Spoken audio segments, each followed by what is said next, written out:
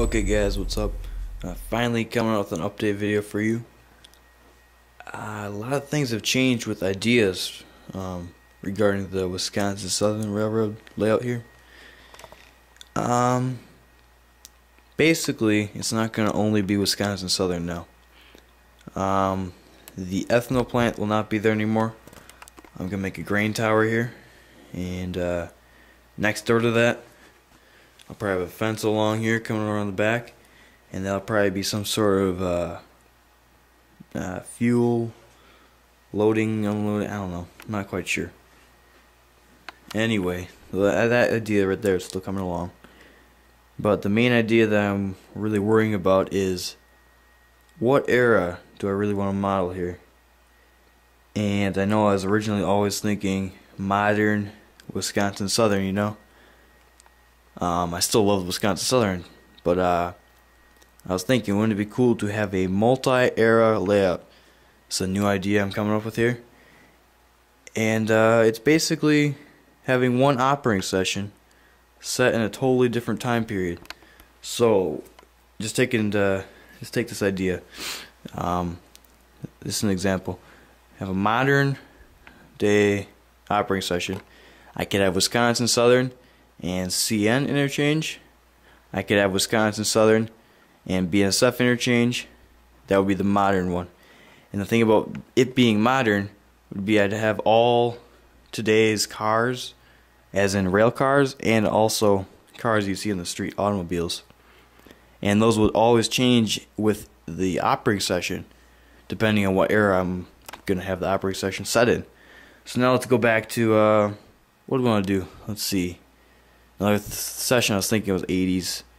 So you get the Soo line and the CN, because I'm going to get an older CN unit. You could have the WC and the Soo, or Milwaukee, or I don't know. It's just there's a lot of different combinations.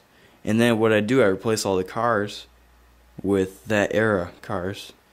You get some older box cars and grain cars, and well, the grain cars, the era's fine for those, but some of the box cars are too modern that I have currently. And then talking about automobiles, just get some older era cars. It's not too difficult. And I figure I can get a lot more out of this layout by doing that. Now, another thing that's changed with industries wise here is this right here is going to be like some sort of trucking company. As you can see, I got some trucks sitting out here. Like this one would be one for the 80s operating session, you know, 70s, 80s operating session. And then you can get some newer ones like this Peterbilt right here. And for the new one, you know, I got the DCC hooked up currently. As you can see, the rotary beacon's going. Got sound going on this thing. So yeah, I just had it muted. And this will still be a canning facility here.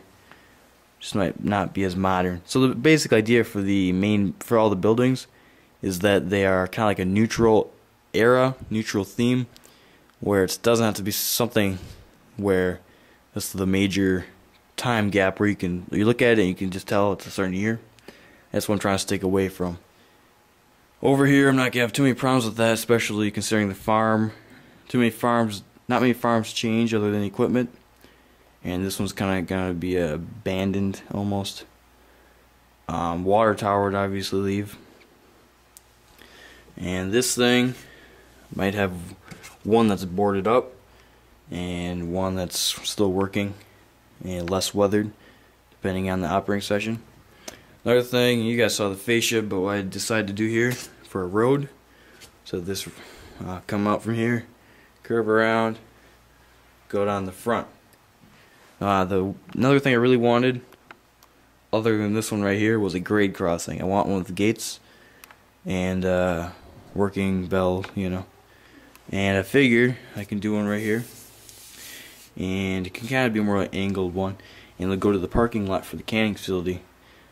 If not, curve around, go across this track here, because this will be curving and going around the back. I know it's gonna be a sharp turn, but I'll make it work. Anyways, over here I'm thinking about getting an exact rail bridge. I can't remember what they're called, like box girders or something. Not exactly sure. But they have a real nice HS Skill bridge. It's got brass handrails along it and a nice walkway. So I'm thinking about getting that one for this here. If you have any different ideas for this, I'm thinking about making this really muddy riverbed. The water we won't be able to see through. And that's basically the only ideas I have for this. If you have any more ideas, let me know. Other than that, this will be a big hayfield, I'm thinking here. Up front there's going to be trees, and you're going to see a bunch of random just scrap and junk, you know, just to make it look a little more realistic. And then right here would be the cornfield. And I mean, it doesn't have to be for that farmer right there. I'm mostly thinking that farm would have its farm field behind it. So, you know, I'll figure that sort of stuff out when I get closer to finishing that. Otherwise, so